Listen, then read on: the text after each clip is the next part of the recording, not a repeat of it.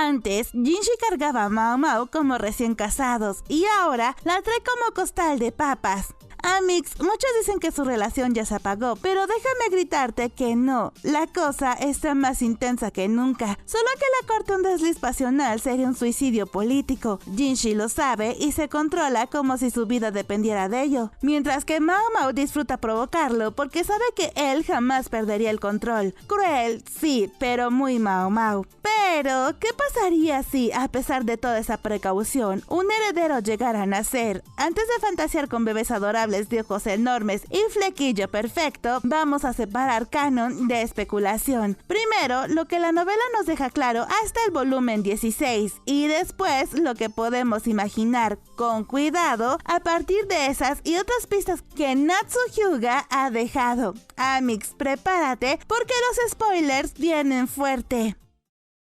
Pero como este tema es un laberinto, hoy traigo refuerzos. Invité a mi Amix N de los diarios de N y juntas le armamos un análisis de 360 grados en donde hablaremos de la política y las leyes de la corte que harían de un bebé un problema de estado. Ella va a analizar la psicología detrás de este par de intensos. Bienvenida, Amix, cuéntanos, ¿está Jinshi mentalmente listo para ser papá o Mao Mao lo va a volver loco antes?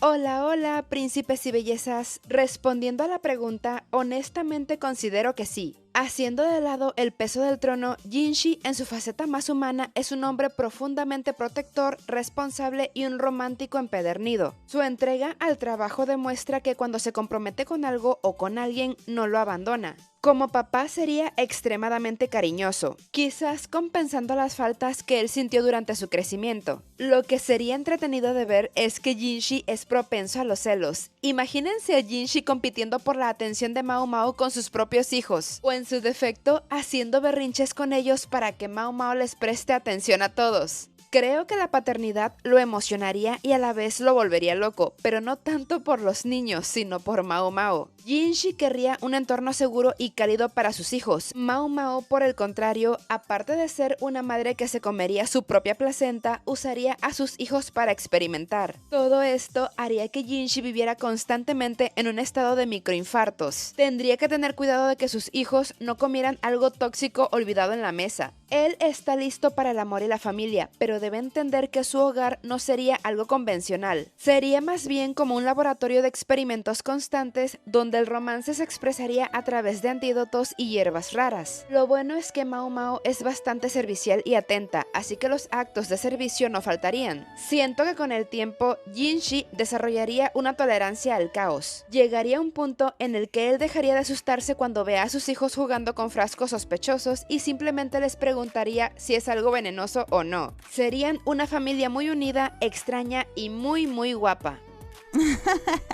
Bueno, tienes razón. Bueno, por ahora, recordemos que Jinshi no es solo el crush imperial y Mao Mao no es solo la boticaria excéntrica que nos roba carcajadas. Ella, aunque creció en el barrio del placer, fue reconocida públicamente por Lacan como hija legítima, convirtiéndose en princesa del clan La, y juntos son literalmente el punto más frágil del equilibrio del imperio. Ese equilibrio descansa sobre 4 pilares, que no son las facciones de la corte, que parecen firmes, pero están llenos de grietas. Y estos son la legitimidad del emperador. La dinastía Li presume sangre pura, pero hubo un intercambio de bebés y una verdad silenciada. Mientras el secreto sigue enterrado, el trono se sostiene. El día que salga a la luz, dinamita pura.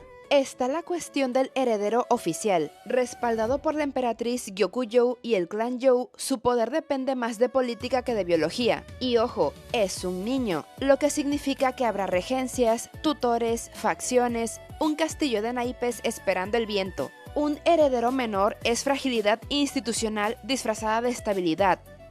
La verdadera identidad de Jinshi, oficialmente hermano imperial, extraoficialmente mucho más. Adulto, competente, capaz de gobernar mañana mismo. Su mera existencia es comparación constante. Él no necesita reclamar nada, su sola presencia es veneno lento. y el clan La. Su fuerza no es ambición, es lealtad. Y si esa lealtad cambia, cambia todo. Blackham puede ser frío por el imperio, pero jamás es neutral cuando se trata de su hija. En un sistema así, un embarazo no es un asunto privado, es pólvora en medio de pilares agrietados. Y si piensan que exagero, basta con mirar el volumen 15. El emperador casi se nos va con Diosito por una apendicitis, pero para no mostrar debilidad lo maquillan y, en secreto, le ofrece el trono a Jinshi. Todo el palacio finge normalidad, pero la tensión ya se respira en cada pasillo. Cuando un emperador enferma, la corte entra en cálculo. Los funcionarios sueltan preguntas incómodas. ¿Qué pasa si su majestad no sobrevive? ¿Está asegurada la sucesión? ¿Existe otra opción? Y entonces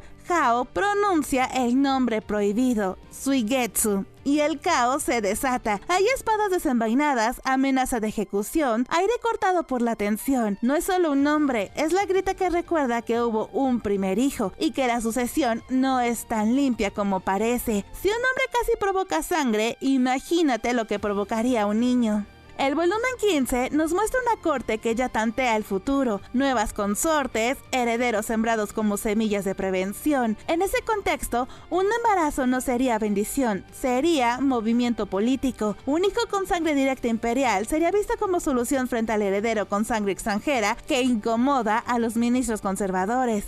El problema es que Jinshi no quiere el trono, Mao Mao no quiere poder, pero la corte nunca pregunta qué quieres. Mientras Jinshi siga siendo hermano imperial, el sistema finge estabilidad. El nacimiento de un hijo lo cambiaría todo en un segundo, porque aunque el título diga hermano, el emperador ya le ofreció el trono, ignorando al príncipe heredero. Afortunadamente apareció a Duo para salvar la situación, diciéndole literalmente: Yang, no pongas a Yue en aprietos.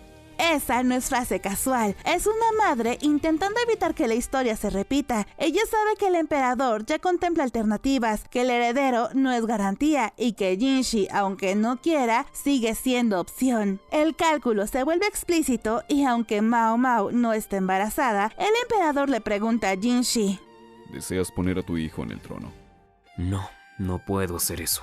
Él responde que no, pero eso no importa, el emperador ya hizo la cuenta. Y no es solo que la corte sea peligrosa por naturaleza, Amix, es que entre las facciones conservadoras, los clanes que quieren mover sus piezas y la sombra de una sucesión incierta, cualquier movimiento en falso es un riesgo enorme. Pero aquí hay algo que no podemos dejar pasar, la advertencia de Aduo. Cuando ella le dice a Mao Mao que no tenga hijos con Jinshi, no está hablando solo como una mujer que entiende los peligros de la corte. Ella está hablando desde el trauma y el dolor de alguien que sabe lo que el palacio le hace a las personas. En el palacio interno, los hijos no son familia, son piezas de tablero. Lo que Aduo realmente grita en silencio es: no permitas que tu hijo nazca dentro de esta jaula. Para ella, el mayor peligro no es solo que el niño se convierta en una pieza de tablero, sino que Mao Mao pierda su esencia, que esa boticaria libre, cínica y brillante que todos amamos, sea consumida por las exigencias de una consorte imperial. Aduo sabe, por experiencia propia, que el harem no solo gasta el cuerpo, sino que transforma y apaga el espíritu de quien entra ahí. Ella está protegiendo a Mao Mao de convertirse en una sombra de sí misma. Luego llega la frase más reveladora: amar solo una mujer convertirá a todas las demás en tus enemigas. No es consejo romántico, es una advertencia estructural. Un emperador necesita múltiples consortes para equilibrar clanes.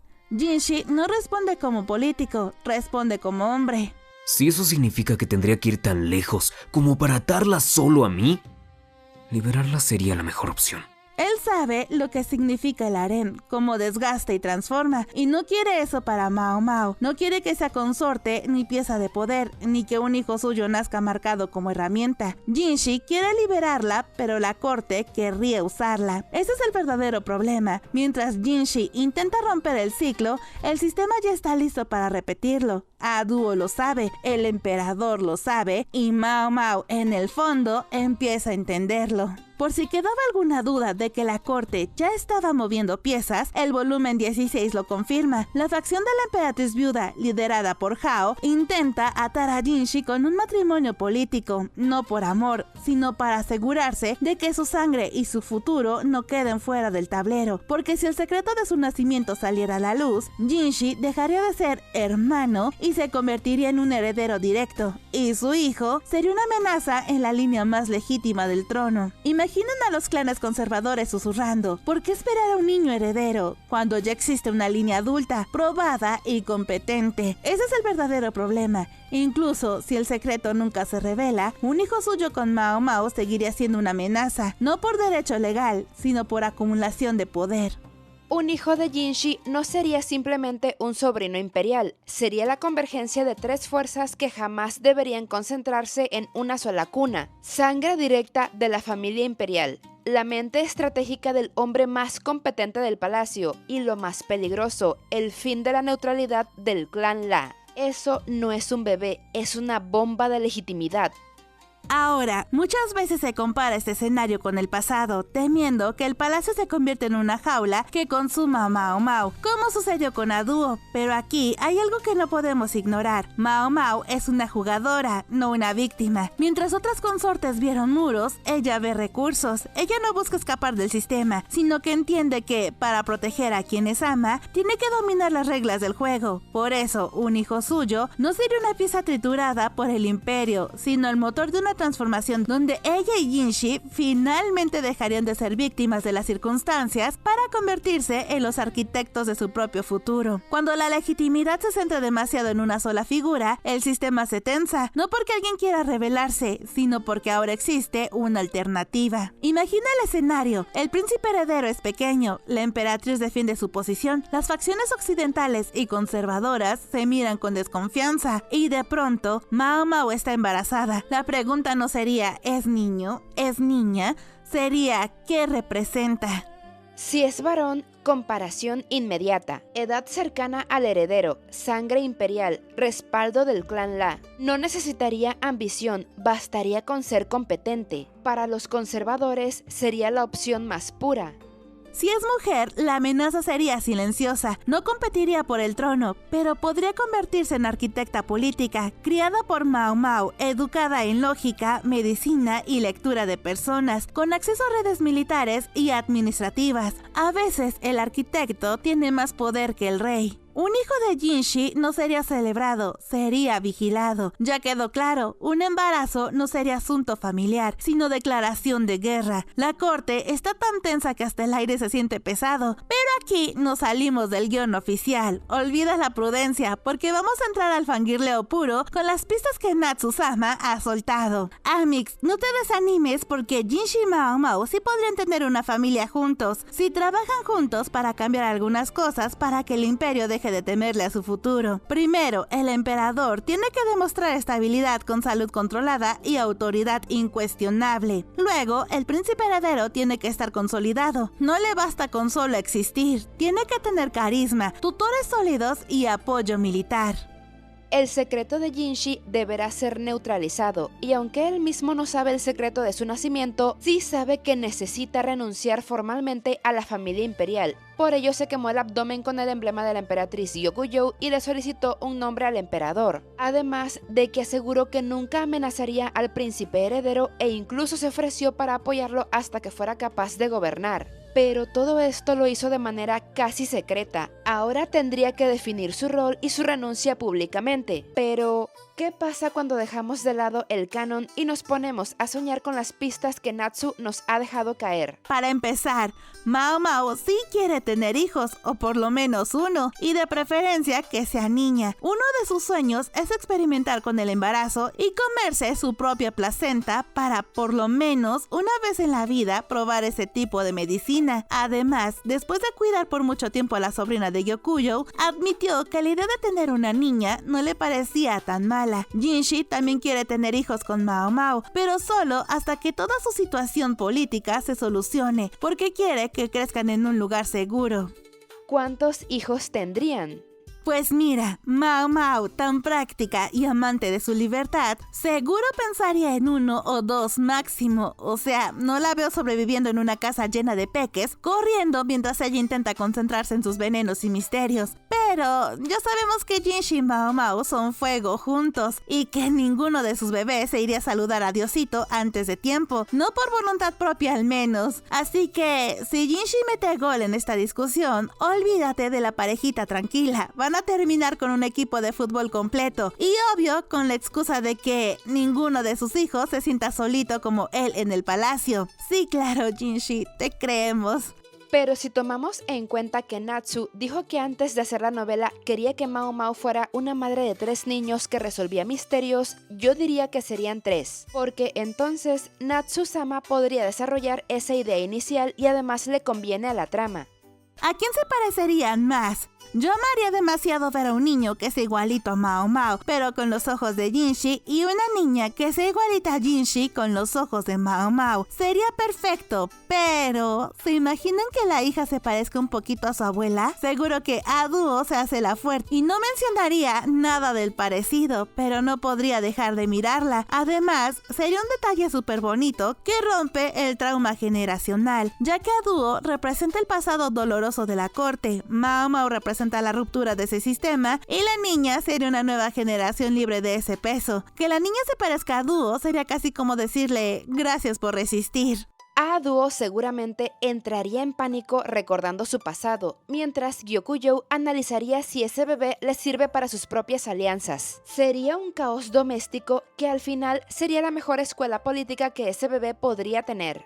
Y si hablamos de reacciones, nadie estaría más satisfecha de lo que aparenta que Gyokujou. Porque mientras todos se sorprenden de que Mao Mao y Jinshi finalmente estén juntos, ella solo sonreiría, bueno, apenas un poco, como si no fuera ninguna sorpresa, como si, en el fondo, ya lo hubiera sabido desde hace mucho tiempo. Era inevitable. Diría con calma, y nadie notaría que, detrás de esa elegancia impecable, hay una punzada de envidia y mucha felicidad fangirl. Además, políticamente hablando, Gyokujou, ella es el contraste. Como emperatriz que ha logrado navegar el palacio, quizás vería al niño con pragmatismo político. ¿Podría ser un aliado para su propio hijo, el príncipe heredero? Esa es la cuestión. Y por otro lado, Lacan, él estaría feliz, extrañamente feliz, siempre cuando Mao Mao le permita acercarse, porque sí, son sus nietos, y eso, para alguien como él, lo es todo. Pero hay un pequeño detalle, Jinshi nunca la ha terminado de agradar, así que imaginar a esos bebés siendo también hijos de Jinshi le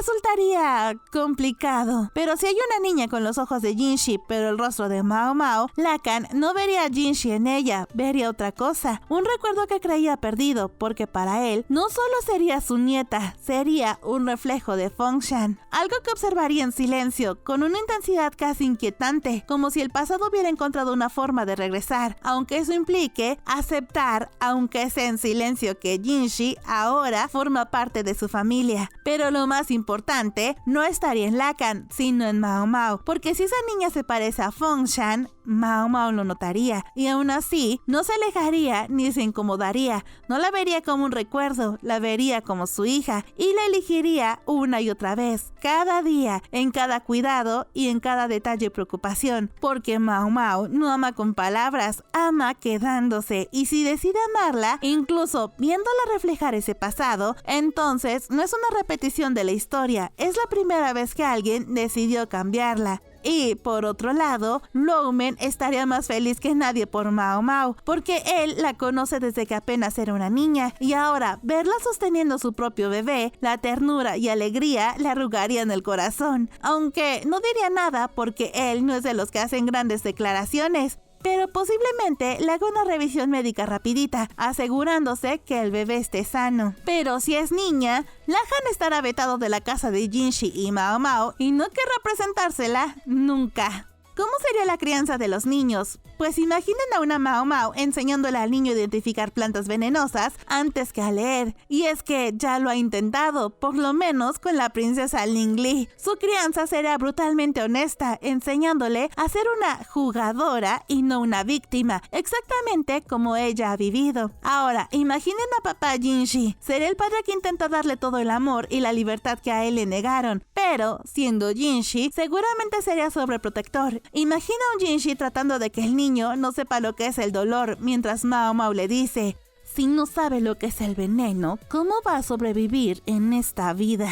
Y miren, no podemos hablar de los hijos de este par sin mencionar al hombre que realmente va a terminar criando a la mitad de esa descendencia, nuestro queridísimo y eterno sufrido Gao Shun. Imaginen la escena. Gao Shun ya pensaba que, con Jinshi casado y Mao Mao a su lado, por fin iba a poder retirarse a tomar té y ver crecer a sus propios nietos. Error, porque si Jinshi era un dolor de cabeza, un mini Jinshi con la curiosidad científica y el desprecio por las normas de Mao Mao es la receta perfecta para un colapso nervioso. Me lo imagino perfectamente. Gao Shun corriendo por todo el palacio porque la niña decidió que era buena idea trepar un muro para buscar un hongo extraño, mientras el niño está tratando de cautivar a los guardias para que le den dulces, usando la misma cara de ángel que su padre. Veríamos a Gao Shun con más ojeras que nunca, suspirando profundamente mientras Mao Mao le explica que el sarpullido del bebé es solo un experimento controlado con ortigas. Honestamente, Gao Shun no solo sería un sirviente, sería ese abuelo no oficial, tío honorario, que los niños respetarían más que a sus propios padres, porque es el único que pone orden en esa casa. Justicia para Gao Shun, que pasó de cuidar a un niño grande a cuidar a una guardería de genios peligrosos. Pero esperen, si pensaban que Gao Shun era el único que iba a sufrir, no hemos hablado de la verdaderamente maestra detrás de las travesuras de los herederos, la señorita Chue. Si Gao Shun es el abuelo cansado, Chue es esa tía excéntrica y peligrosa que aparece de la nada para poner el mundo de cabeza. ¿Se imaginan a Chue cuidando a los hijos de Jinshi y Mao Mao? Porque yo sí. Imaginen a Mao Mao buscando a su hija y encontrándola escondida en las vigas del techo, porque Chue decidió que era un buen día para practicar infiltración táctica. Chue no les enseñaría a bordar, les enseñaría a leer labios desde el otro lado del jardín y a cómo desaparecer en medio de una multitud. Mientras Mao Mao les enseña el lado científico de las plantas, Chue sería la que les dice: oye, pequeño, si pones